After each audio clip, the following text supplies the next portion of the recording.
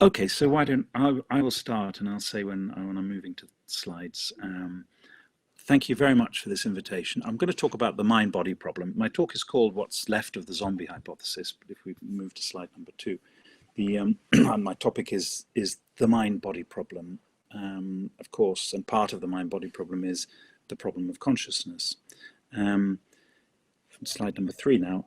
The problem is usually formulated in terms of the question dualism or physicalism, or dualism or materialism. And I will use the words physicalism and materialism as interchangeable, that they're the same concept.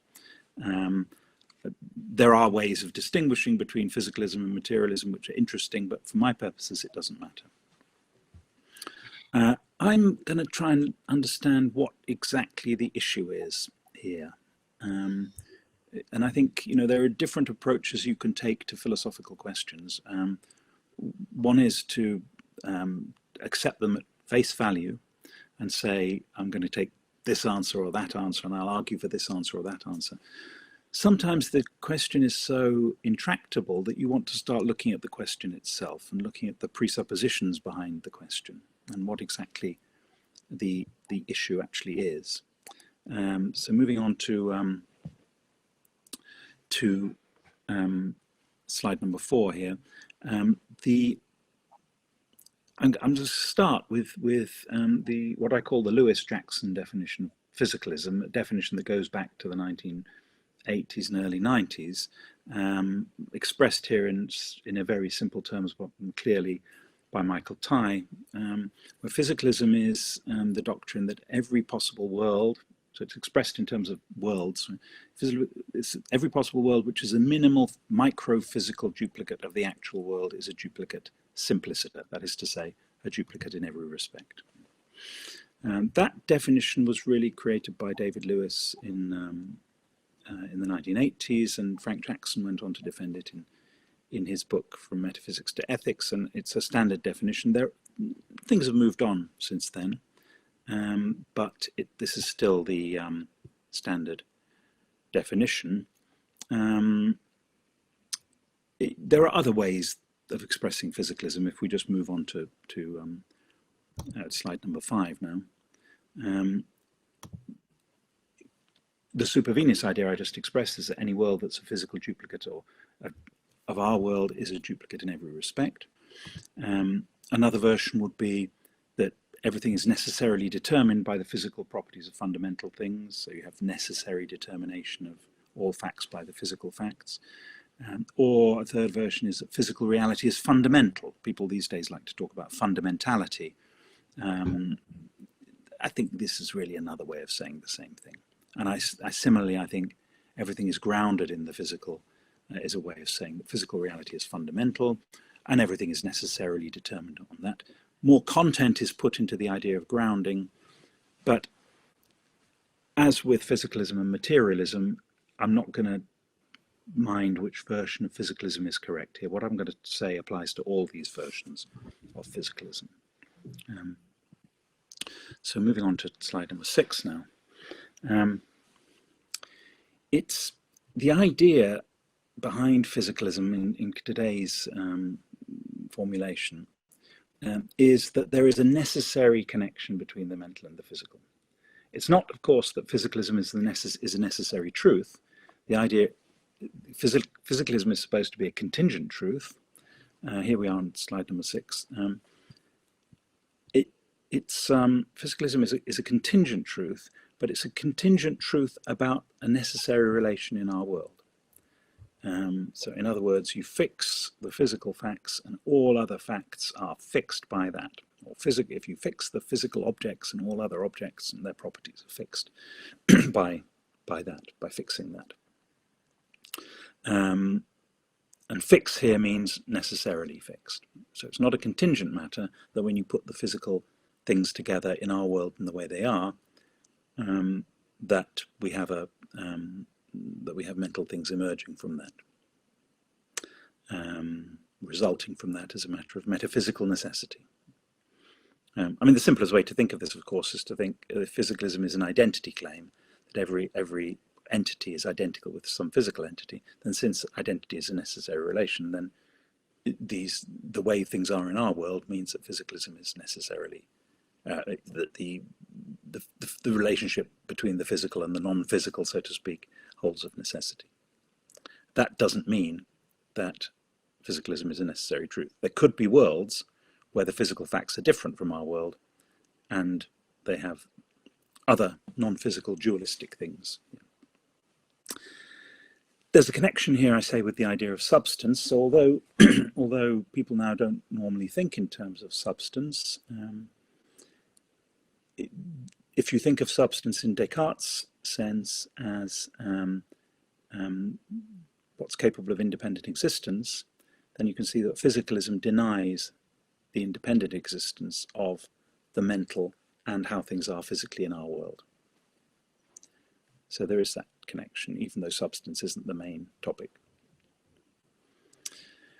But I think we should ask ourselves the question, how should we figure out whether this physicalist claim is true? This is a very, very general claim about the nature of the nature of our world. How should we figure out whether it's true or not? And this is where the possibility of zombies comes in the famous argument put forward by David Chalmers. Sorry, that should say 1996. David Chalmers in his book, The Conscious Mind, 1996. That's slide number 7 we're on now, thanks. That a zombie is defined by Chalmers as someone or something physically identical to me or to any other conscious being. It's not just about Chalmers. The philosophy is not all about just David Chalmers as a conscious being, but it's also about everyone else. It's something physically identical to me, but lacking conscious experiences altogether. That's how Chalmers defines a zombie in The Conscious Mind. Now, given the definition of physicalism, then it follows, and the definition of zombies, then it follows from that if zombies are possible, physicalism is false. So that's one way in which you can, that's one way in which you can fail to, physicalism can fail to be true. So we could know that physicalism is false. So that's where zombies come in. I'm sure this is familiar to everyone here in working in philosophy of mind, but I just want to lay out the ground before saying what I want to say about this. And I'm sure that this is familiar too. This is slide number 8. There we go. We're on slide number 8 now.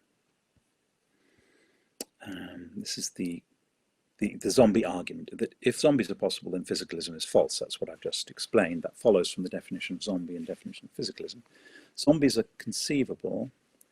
What is conceivable is possible. Therefore, zombies are possible. Therefore, physicalism is false.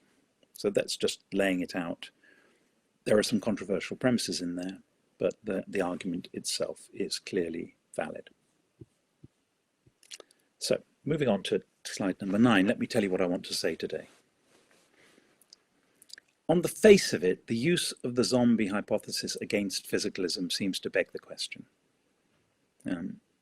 Now, I realize that this will be seen as controversial by those who want to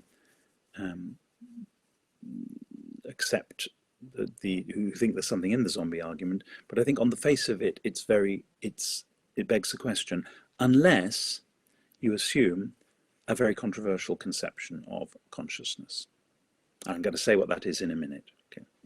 So this is my first claim. My first claim is that the zombie hypothesis, and therefore the zombie argument, the zombie argument is not a good argument because the hypothesis itself seems to be question-begging in a very obvious way, unless you assume something very controversial about consciousness, which is what our conference this week is about.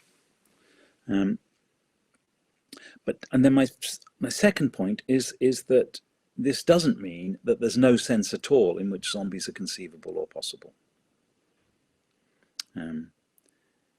So in answer to the question, does this mean that there's no sense in which zombies are conceivable or possible? I would say no, it doesn't mean that.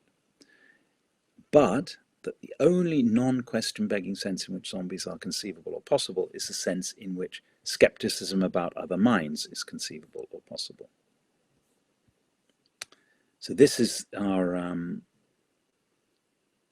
Great, thank you. This takes us to slide number 10. Skepticism about our minds is conceivable or possible. Now, the relevance of this to physicalism, so here I just need to make my own position clear. I'm not arguing here for physicalism. I'm very skeptical about physicalism. If physicalism is the view that there's a necessary connection between the mental and the physical, then physicalism does not follow from the failure of the zombie argument, obviously. The failure of the zombie argument is the failure of an argument against necessary connection. It's not itself an argument in favor of necessary connection. So here I'm arguing against an argument against physicalism, but I'm not arguing for physicalism. What I'm actually trying to do is to kind of dismantle the whole framework. This is my ambition, is to deconstruct the mind-body problem in some sense, but I can't explain all that today. But here I'm just trying to do that with a little bit of it, which is the zombie argument. If I had to have a view of my own, if I had to give a name for the view of my own, I'd call it naturalism. Naturalism is the view that human beings and other creatures with minds are part of the natural world. This is, I think, not a very controversial view, unlike physicalism. But naturalism does not imply physicalism. I think this is important for me. Naturalism should not necessarily require necessary connections between the mental and the physical. So physicalism insists on this necessary connection between mental and the physical, as opposed to mere causal connections or law-like connections, regularities. There can be regularities without necessary connections. And naturalism should not need this, and it should not need it, but, for example, because a necessary connection brings intelligibility, because I'm sure, as many of you know, one dominant form of physicalism, the thing that Chalmers calls type B materialism, accepts unexplained necessary connections. Chalmers calls them strong metaphysical necessities. They say the mind supervenes on the body with necessity, but there is an explanatory gap. We can't explain it, but that doesn't refute physicalism. I'm thinking here of the views adopted by people like Brian Law and David Papineau, Ned Block, I think, that you think in some sense there's an explanatory gap, but that doesn't refute physicalism. So there's a necessary connection between the mental and the physical, but it's unintelligible. Now, naturalism, I would say, is a weaker view epistemologically, because it just says human beings are part of the natural world. We accept them as phenomena, their minds as phenomena to be studied like any other part of the natural world, but we don't commit to there being necessary connections, and we don't need to commit to that. So that's an alternative. I'm not going to say anything more about that. What I'm going to talk about now is the zombie hypothesis. And this is the next slide, thank you. So this is why I say the zombie hypothesis seems to be question-begging on the face of it. If we talk about physicalism, we say physicalism is the view that consciousness and everything, therefore consciousness, is determined by the physical of necessity. The zombie hypothesis, in the absence of any detail about what it involves, is the hypothesis that the physical nature of our bodies, say, could be the same, but without consciousness. In other words, it simply is the hypothesis that consciousness is not determined by the physical on the face of it. So if I were a physicalist, I'd say, well, maybe this is conceivable in some sense, but not possible. That's a standard physicalist response. They will say it's conceivable in a sense, but not possible. So here I'm talking about physicalism and not functionalism. I say physicalism is the view that consciousness is determined by the physical. The zombie hypothesis is the view, before we filled out any detail, the zombie hypothesis is just the view that the physical could be the same without consciousness. So it simply is the hypothesis that zombies are not determined by the physical. Now,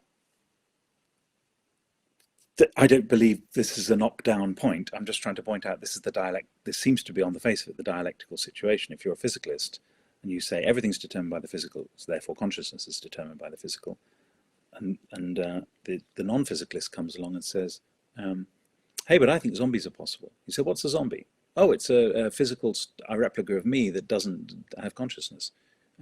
In other words, consciousness isn't determined by the physical. You say, well, hang on, you're just denying my theory. My theory is that consciousness is determined by the physical. Your zombie hypothesis is that consciousness isn't determined by the physical. That's not an argument against me, that's just a denial of my thesis. So I'm not saying who's right or wrong, I'm just saying there's a lack of argumentative detail here in putting it just like that. Of course, they don't put it just like that. If we can move to the next slide, slide number, number 14. Sorry, number 14, that's right. The zombie arguments, the history of the zombie argument actually goes back to the critique of functionalism and not to physicalism as such. So if you remember the absent qualia argument from 1970, from 50 years ago, from Bloch and Fodor's troubles with functionalism,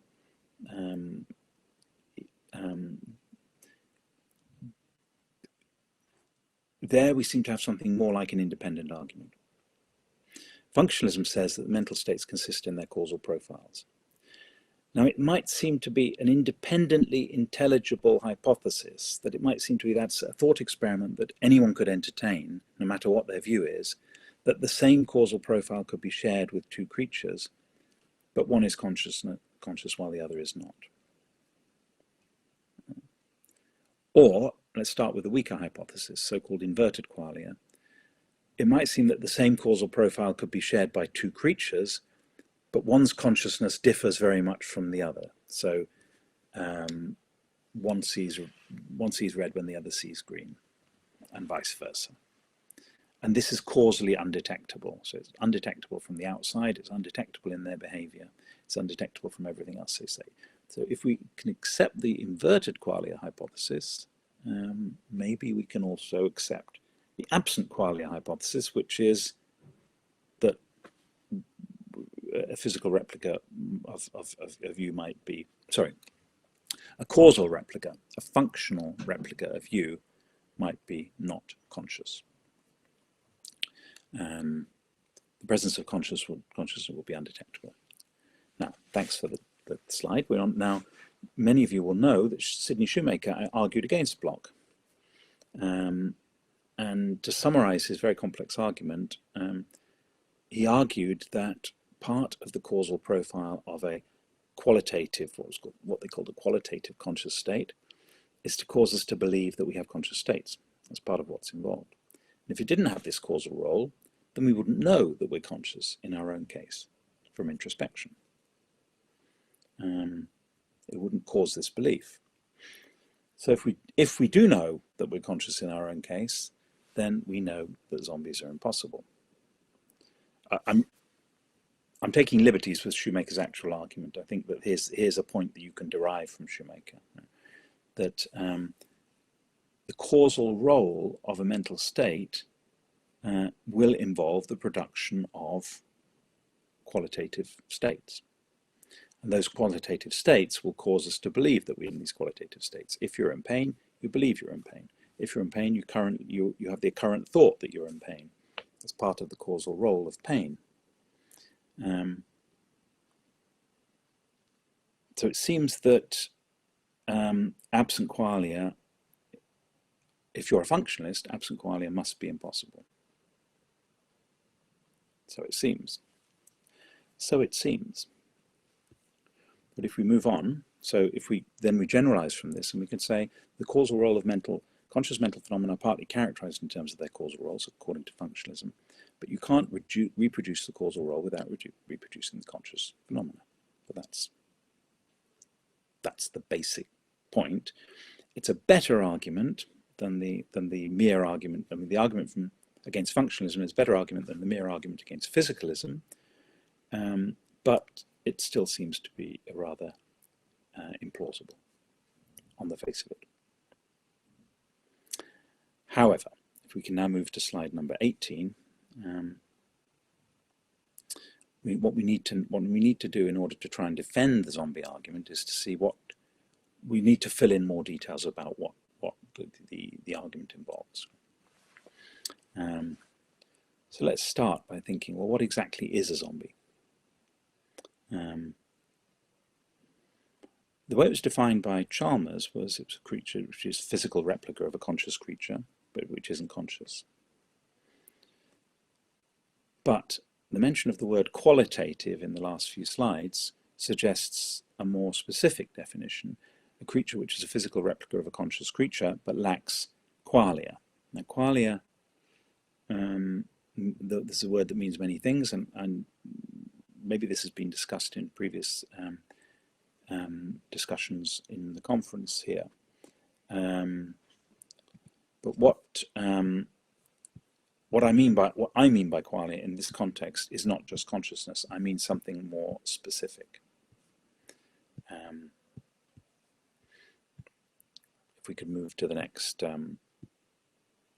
slide. I mean by consciousness, I mean the sort of thing that Ned Block is talking about in his famous paper Mental Paint, where he thinks of qualia as essentially non-intentional.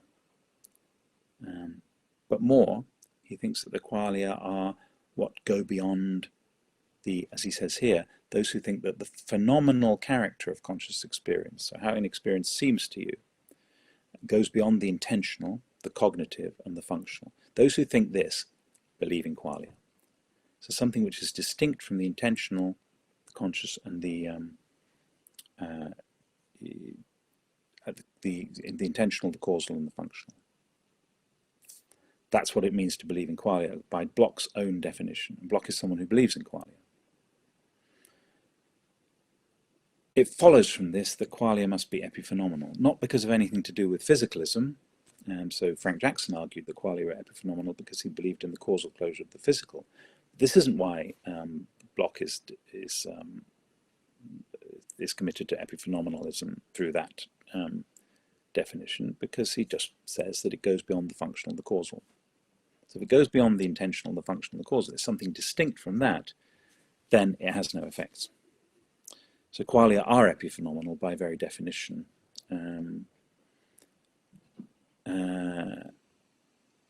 Now, I'm not going to say that's a refutation of the existence of qualia, or that it's a refutation of Shoemaker, or a refutation of functionalism.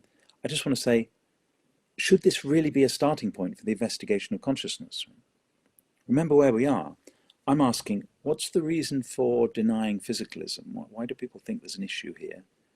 Answer, the dominant argument is the zombie argument. There are other arguments too, and we can go into that.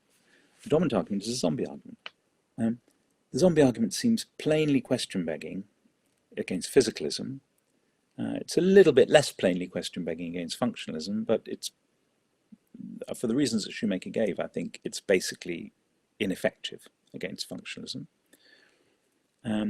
Unless what you think a zombie is a being who is conscious in some sense, but not in the sense of having qualia. What are qualia? Well, qualia are these things that Bloch defines as non-intentional, non-causal, non-functional properties, conscious properties. They're defined as non-causal, so they can have no effects. So thanks for changing the slide. This is my point then, that if the zombie hypothesis is about qualia in that sense, then there can't be a mind-body problem. There won't be a problem of consciousness. There won't be a hard problem, and so on, unless there are qualia. However, this seems to be the argumentative situation in philosophy at the moment, that qualia are controversial in some sense. There are people who deny qualia, like Tye, many people do. Tye and Michael Tye and Dennett, so some of the leading figures in the field. I deny qualia. I don't think it's a useful concept at all. I don't think there's such a thing as qualia. Qualia may be controversial, but the existence of the mind-body problem is not controversial. Everyone thinks there is some kind of mind-body problem. There's some sort of question about how your consciousness emerges from the body. So, tell us what it is. So, my point here is about the starting point for philosophy of mind. My conclusions then, halfway through my talk here now, is the zombie hypothesis plainly begs the question against physicalism. As an objection to functionalism, it's easily answerable. The hypothesis can be revived by appealing to epiphenomenal qualia, but qualia in this sense are controversial. To the extent that there is a mind-body problem, it shouldn't depend on the intelligibility of qualia. This is what I say. So remember, I'm using qualia in this very specific way. So that's my first conclusion, that the zombie argument only gets going if you have this very controversial assumption about what consciousness is. Does this mean, and now I'm on my second part of my my talk, does this mean that zombies are not conceivable in any sense? Right. So this is the next question. So first of all, I've said the zombie argument is pretty useless. But does this mean that zombies are not conceivable in any sense? And this is where I want to say no. And this is the second part of my talk. So, other mind skepticism. Skepticism about other minds, I think, can be formulated in terms of an idea like the zombie hypothesis. And often, when people introduce the zombie hypothesis, David Chalmers does. He introduces the zombie hypothesis in his latest book, Reality Plus. He introduces it by saying, hey, we all know about other mind skepticism. You lot might be all zombies for all I know. Everyone I'm talking to here, all these people, imagine I'm in a room with lots of people, and not just on the internet, and I look at you all and I say, for all I know, you could be conscious. You could be all zombies. And that's skepticism about other minds. You could be lacking a mind at all. You could just be an automaton without a mind.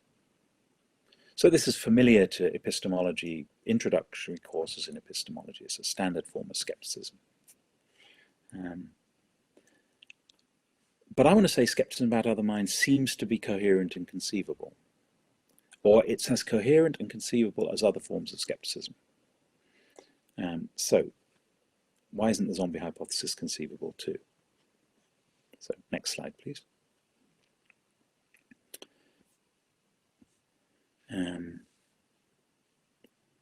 So this is my question. Are zombies conceivable or possible after all? I mean, and in here, you will all know that there's a big discussion of conceivability and possibility and how those two ideas are related. And David Chalmers himself has done a lot of work on this. And there are many kinds of conceivability and possibility distinguished. There's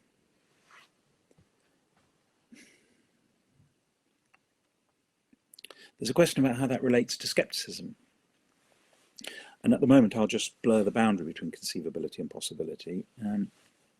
Because it seems that if other mind skepticism is a real conceivable scenario, if that really makes sense, if that's something that we can tell students, how do you know you're not in this situation? Skepticism, if this skepticism is a real philosophical question, whatever that means, then you don't engage with it, I think, by denying the real possibility of zombies. Denying the real possibility of zombies in the way I just described and accepting the skeptical question seem to be in some way compatible. But are they really? And I want to say they are. Right? So this is, I guess, what's controversial about my talk. So the next slide, please. I want to say something now about skeptical hypotheses. So let's compare the zombie hypothesis to some other familiar hypotheses when we're discussing skepticism. Here's skepticism about the past. Famous discussion from Bertrand Russell, where he says that there's no logical impossibility in the hypothesis that the world sprang into being 5 minutes ago, exactly as it then was, with a population that remembered a wholly unreal past. Nothing that is happening now or will happen in the future can disprove the hypothesis that the world began 5 minutes ago. This is a famous skeptical hypothesis put forward by Russell. That's one hypothesis. Next slide, please. And then we have external world skepticism. And here's a great quote from Hilary Putnam from his classic book, Reason, Truth and History, when he says, imagine that a human being, you can imagine this to be yourself, he says, I'm not sure why, has been subjected to an operation by an evil scientist. The person's brain, your brain, has been removed from the body and placed in a vat of nutrients which keep the brain alive. The nerve endings have been connected to a super scientific computer, which causes the person whose brain it is to have the illusion that everything is perfectly normal. And this is the brain in the vat scenario, skeptical scenario, that everything seems normal to you, even, but in fact you're a brain in the vat. How do you know you're not in this position? Putnam puts it very clearly. I think this scenario was first put forward by Gilbert Harman, but I may be wrong about that.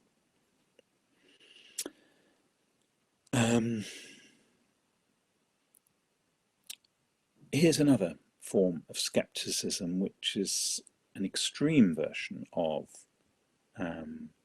other minds and external world skepticism. Nagel, in his book, What Does It All Mean?, expresses it like this. He said, it's even possible that you don't have a body or brain. Since your beliefs about that only come through the evidence of your senses, you've never seen your brain, you just assume everyone has one. Even if you had seen it or thought you had, that would have just been another visual experience. Maybe you, the subject of experience, are the only thing that exists, and there's no physical world at all. No stars, no earth, no human bodies. Maybe there isn't even any space. So here he's thinking that perhaps you, in some non-physical sense, you, just your experiences, is the only thing in the world.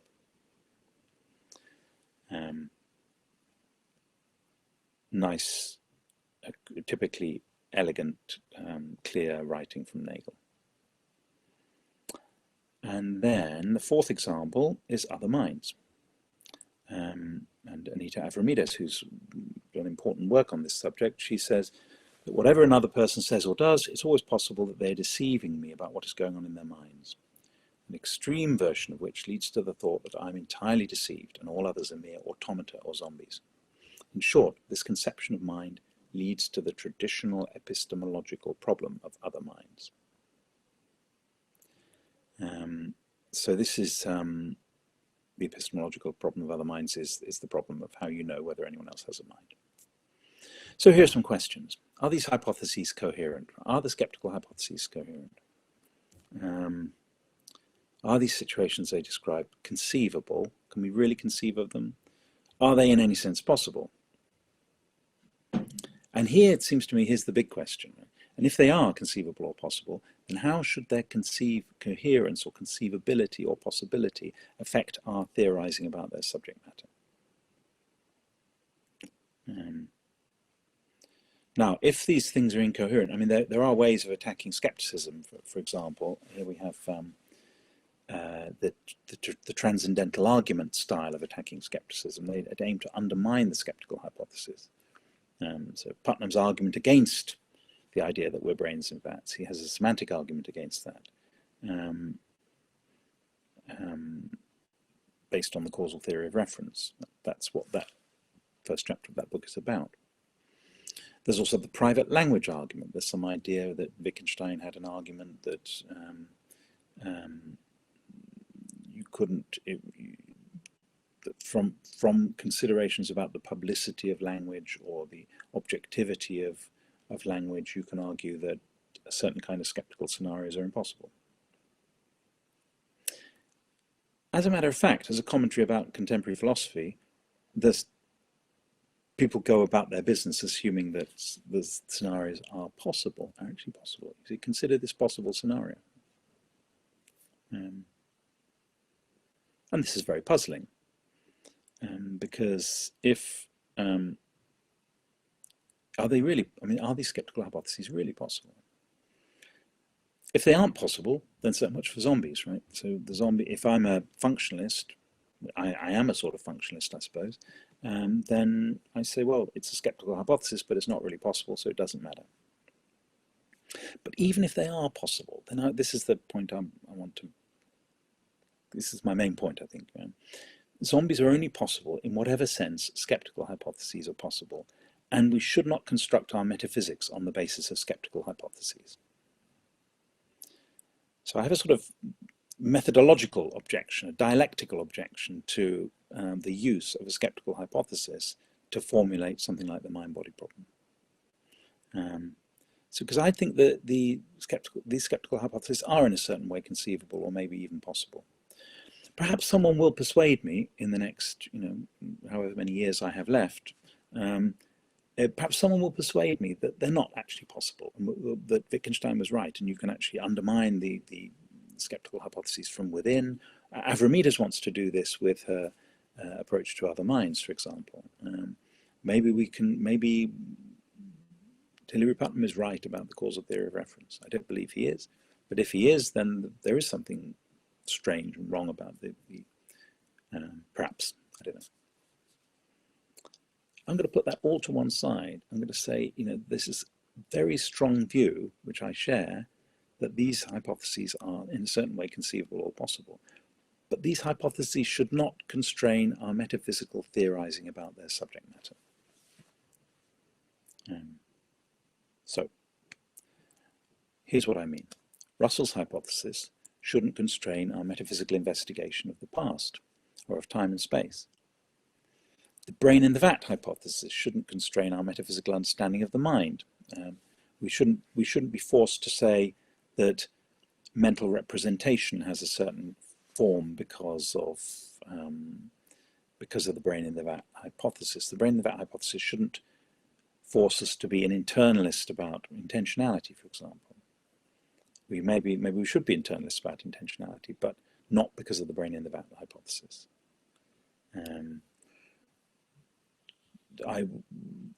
Let me just say what I mean by this. I'll come to this. I'll come to this in a minute. I think the brain in the vat hypothesis should not dominate our theorizing about intentionality. The solipsism hypothesis should not constrain our metaphysical theorizing about the self. If we want a metaphysical theory of the self, we want it to apply to all selves, and we think there are many selves. Right? This should be the fact that constrains our theorizing. There are many selves. Our theorizing about the external world shouldn't be constrained by the idea that our theorizing about the physical world shouldn't be constrained by skepticism. No one who wants to do a metaphysics of material objects or something should think that they first have to refute skepticism. This is something that's very important to explain to students when you first tell them about these things, and you say, objects exist in space and time, objects have certain kind of qualities, properties, and then a student might say, but how do you know there are any objects at all? And my approach to that is that that's a good question, but it's not a question in metaphysics. It's a skeptical question. It's a question about knowledge. So, the zombie hypothesis, I want to say, should not constrain our understanding of the mind-body relation. So let me spell this out now. We're on slide 38. Only a few more slides left. 38. There we go. Yeah. So this is the idea that I need to understand, and the next point for me to develop. In what sense are these hypotheses conceivable? So think of the brain in the vat. I want to start with the idea of the brain in the vat. And the same actually would apply to Descartes' evil demon, actually. If it's introduced as a skeptical hypothesis, you don't worry about the details, right? Let me give you an example. I mean, we introduce students to skepticism, and we might introduce to students to Descartes' discussions in the Meditations when he talks about the evil demon. Now, if someone were to say in that discussion, at the beginning of that discussion, he said, well, I don't believe in demons, there aren't any demons. he said, that would be generally perceived to be missing the point. You don't need to believe in demons. If you say, well, there's a demon, this demon is just a mere possibility that we're talking about. So what do you mean a possibility? And what sort of demon is it? Does a demon have a body? Does a demon have a tail? Does a demon have wings? You say, that's irrelevant. We're not talking about that. We don't have to consider the details. I'm just saying there's a demon who persuades you that all your beliefs are false. Don't worry about the details. However, if we're thinking of the brain and the vat hypothesis as a hypothesis relevant to the metaphysics of mind, then the details do matter. And here I refer you to a wonderful paper by Evan Thompson and Diego Cosmelli called Brain in a Vat or Body in a World, where they argue that if you're seriously thinking about what it takes to be a brain in the vat, what it would take to reproduce the experience that you have now in an invatted brain, if you're seriously thinking about that, then actually you need much more than a brain. And they go through all the stages of what you would actually need, as a matter of fact, and you need something more like a body. That's the end of. I recommend the paper to you. So I want to say this about zombies too. Conceive of zombies as a skeptical hypothesis. Don't worry about the details. But as a hypothesis relevant to the metaphysics of the mind, as it is discussed in contemporary discussions of physicalism, then the details matter. And you've got to tell me what it is to be a zombie. You've got to tell me how, for example, the zombie could be in pain without coming to have the conscious thought that they're in pain, and whether that conscious thought gives rise to the belief that they're in pain. How they can have all those, how can they have all those beliefs and thoughts if the pain isn't causing those beliefs and thoughts? Tell me this. And this is where I say, okay, you could fall back on the idea of epiphenomenal qualia, but that's not a good starting point for a discussion of metaphysics of mind. So that here, let me bring up my conclusions then. The zombie hypothesis, I think, gives little independent purchase on the mind-body question, unless we assume epiphenomenal qualia. I want to say that the hypothesis is conceivable as a skeptical hypothesis. So I don't want to say that skepticism about other minds is inconceivable or impossible. But as such, it's no basis on which to construct a metaphysics of mind. And that brings me to my last slide, which is just to say thank you very much for your attention. And there's my website where you can find almost all of my papers. I'm going to upload some more papers very soon. And eventually I will upload this paper. But thank you very much for listening. Thank you, Professor Crane, for your very precise presentation. We're open for questions. کسی سوالی داره دستشو بلند کنه یا تو چت باکس.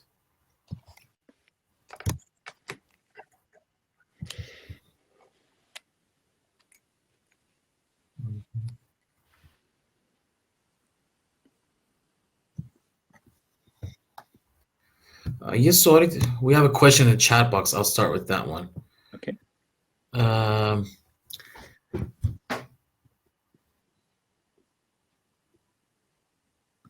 So she's asking that if we deny qualia, have we denied having a private first point of view entirely?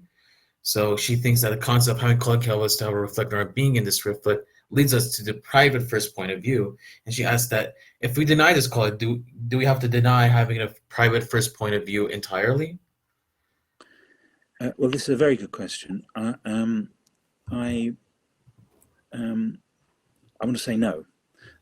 I want to say go back to what I mean by qualia.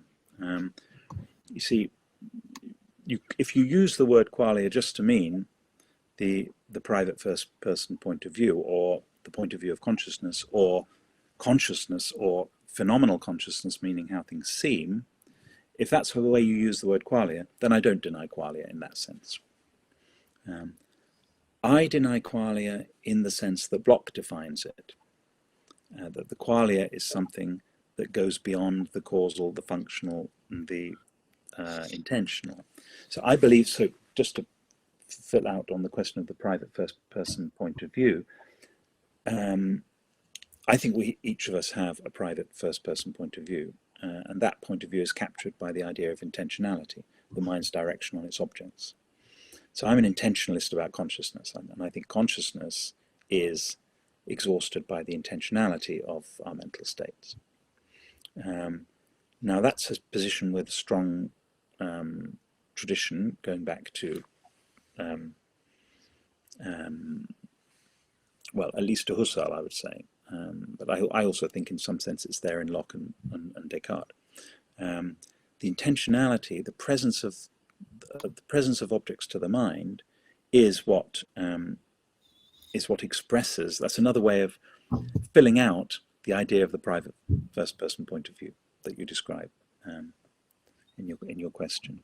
The private first person point of view is a point of view on the objects of thought, on how that's how things seem to us. So I'm with Ty and Dennett and recent intentionalists in thinking that this is the way to, Alex Byrne as well, this is the way to understand the first person point of view is in terms of intentionality. I don't need the notion of non-intentional, ineffable qualia any more than Daniel Dennett needs that notion. So I accept some of Daniel Dennett's arguments against qualia, but I can express all the facts about consciousness, I think, with just the resources of intentionality. Does that answer the question? I think so, yeah. Maybe we have another question here. Mason is asking, I don't understand how, from your point of view, the possibility of zombies cannot challenge physicalism. Isn't the possibility of zombie not just its conceivability incompatible with physicalism? You may explain again. Thank you. Yeah, let me just say it again. The possibility of zombies is incompatible with physicalism. It's the negation of physicalism, or it's at least it's implied by the negation of physicalism. Physicalism says consciousness is necessarily determined by the physical. The possibility of zombies says you can have the same physical stuff without consciousness, so therefore consciousness isn't necessarily determined by the physical. Absolutely, that's the setup. Right? That's the opposition. My question is, why isn't that just, physicalism says P and the zombie theorist says not P? That's not an argument. That's just an opposition between two different views. There's supposed to be an independent argument that we're meant to accept, which goes from the conceivability of zombies to their possibility, and then to the denial of physicalism. Actually, in the talk, I didn't say what was wrong with the idea of the conceivability of zombies, except that it's not. All right. Well, let me say what I mean. Let me say it simpler, in a simple way.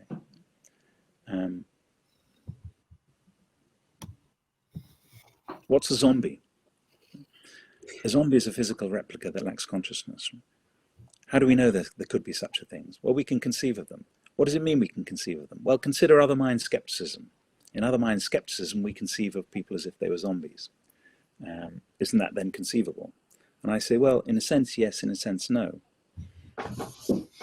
It's conceivable in the sense that skepticism is conceivable, but it's not conceivable if I'm a functionalist. I'm not going to say that that's conceivable because, for the reason that I said in my talk, if I'm a functionalist, I say no. I couldn't have the same mental state. I couldn't have the same physical state and the same causal states without this consciousness, because it's part of my theory that these physical states cause consciousness, and consciousness causes other physical states. So yes, the possibility of a zombie is incompatible with physicalism, but that's not an argument against physicalism. That's just the denial of physicalism. What I want to see is the argument. And when they go into details about the argument, then they have to say things like, well, it's the qualia that are missing. It's that bit of consciousness which is missing. And I say, well, now you're assuming something very controversial, and that's not something everyone should accept. Okay, the next question, I don't know, his name is an abbreviation. He or she is asking that, how would you react to the following response? The zombie skeptical etc. hypotheses is in and of themselves should not constrain our theorizing, but their conceivability and or possibility should actually do so. Yeah, this is what I want to reject, actually, because I think because no one thinks they're actually zombies, right? So people think what's relevant to theorizing about the mind is that zombies are possible. So yes, the view that you're expressing here is that the conceivability of zombies should actually constrain our theorizing. I want to say no, it shouldn't, any more than the conceivability of the world having existed, being created 5 minutes ago, should constrain our theorizing about space and time. So yes, what you say after "but" in your comment, but the conceivability and possibility should actually constrain our theorizing. That is exactly what I'm denying, because I don't think we do that in the case of other minds, in external world skepticism about the past, and we shouldn't do it for skepticism about other minds too. Mm-hmm.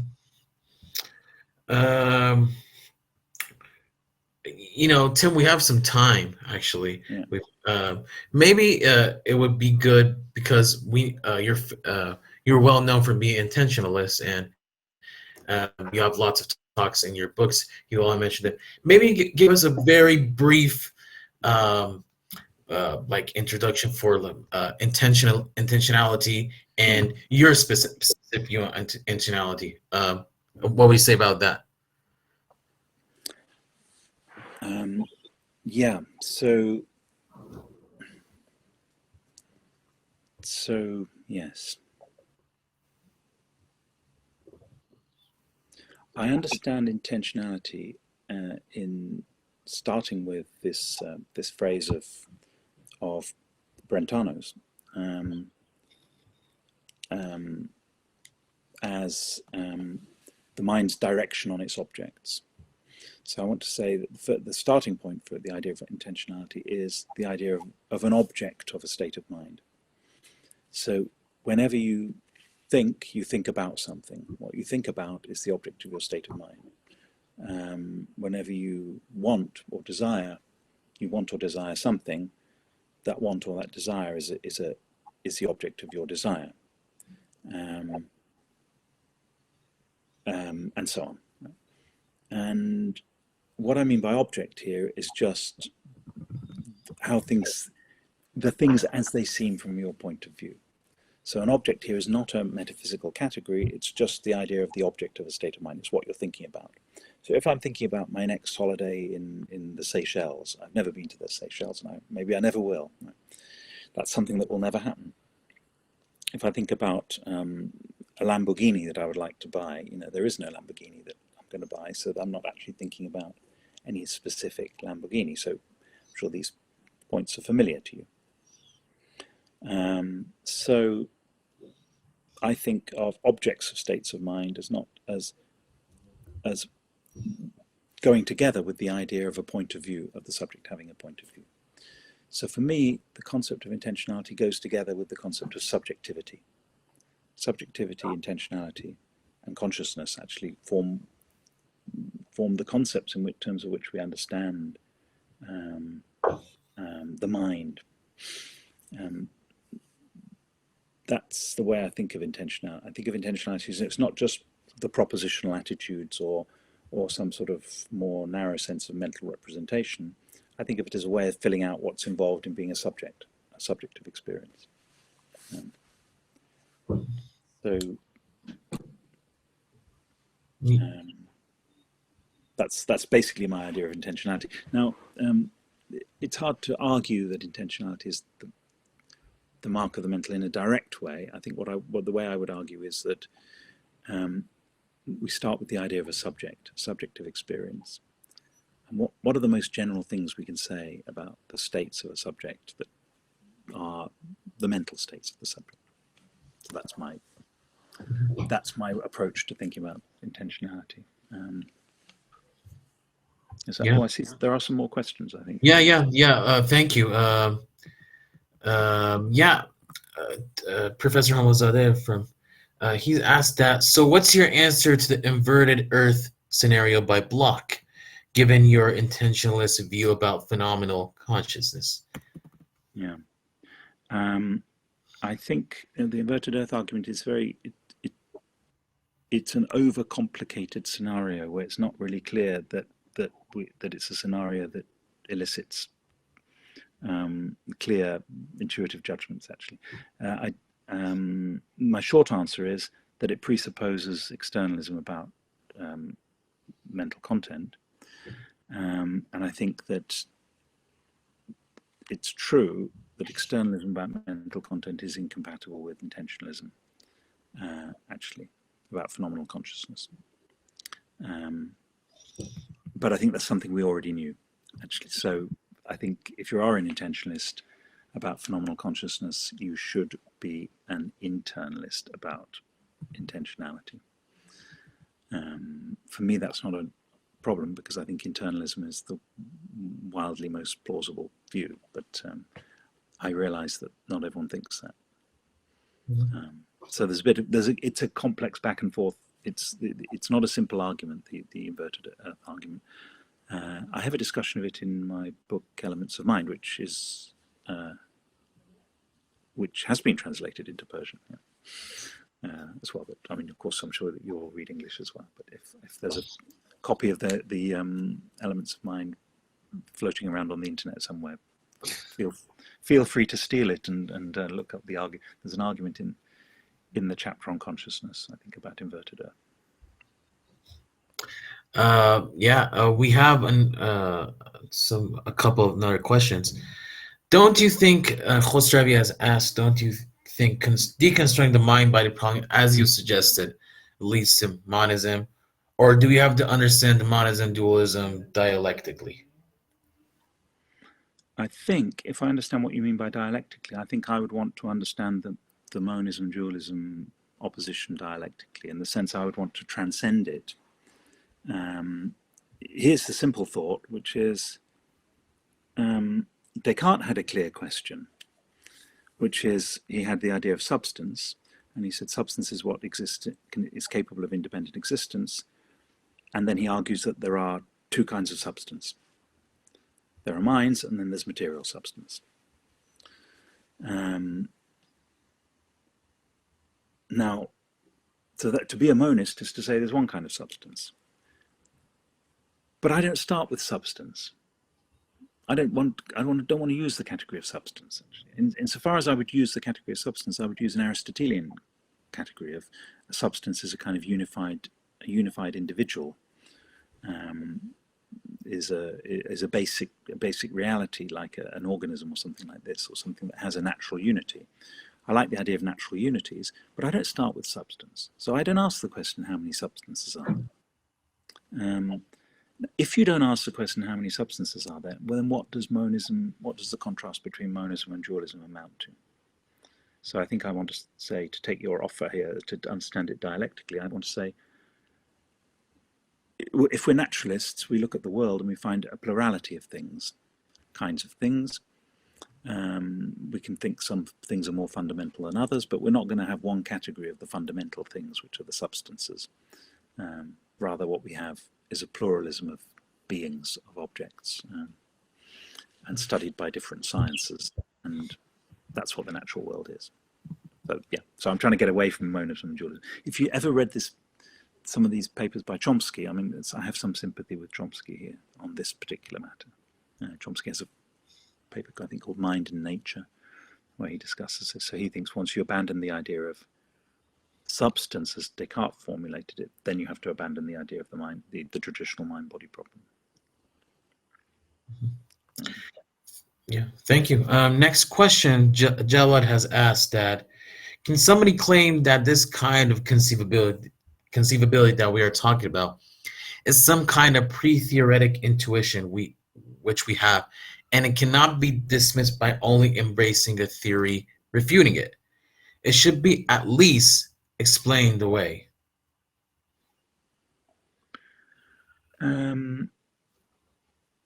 I think in a sense I agree with that the pre-theoretic intuition is, that's the sense in, we have this kind of pre-theoretic sense that the skeptical hypotheses are conceivable. In fact, we even have the sense that they're possible. The world could have been like this. You know, Bertrand Russell says the world could have been created 5 minutes ago. That is a sort of pre-theoretic intuition. That's right.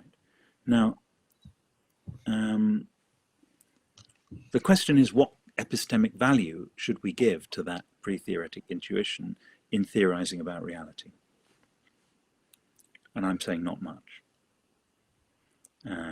Now you say it should at least be explained away. I don't know how to explain it away. It would be nice to be able to explain it away. It would be nice to be able to say skepticism is incoherent. And some transcendental argument theorists like, Wittgenstein and P.F. Strawson and perhaps Kant, I don't know, tried to argue that it was incoherent. I'd like to be able to argue that it's incoherent, but I've never seen a good argument for that. So what I would rather say is, let's not give ourselves the burden of arguing that skepticism is incoherent. Let's distinguish theorizing about skepticism and theorizing about the mind. That's my line.